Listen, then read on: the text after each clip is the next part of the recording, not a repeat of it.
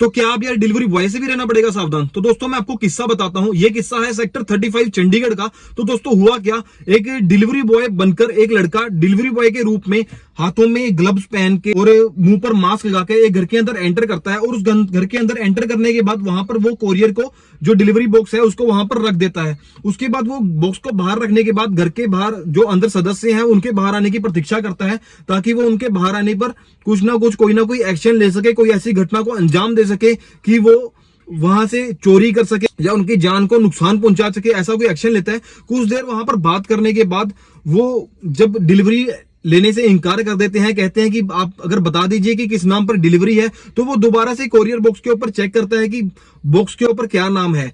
तो वो एक्टिंग करने के बाद वो उस चीज को पकड़ लेते हैं, इस चीज को समझ लेते हैं कि ये शायद कोई ना कोई गलत व्यक्ति है जो कि इसको अंजाम दे सकता है। तो उन्होंने उसको रिजेक्ट कर दिया और उसके बाद वो कोरियर को वहीं पर छोड़कर वहां से निकल जाता है और निकलने की एक्टिंग करता है।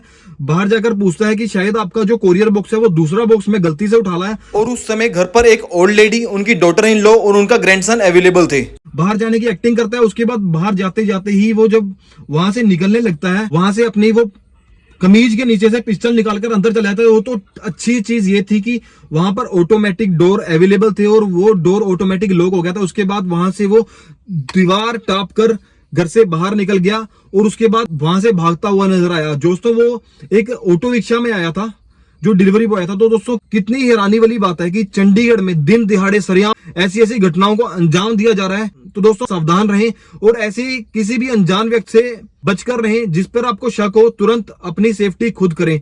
धन्यवाद दोस्तों, थैंक यू सो मच।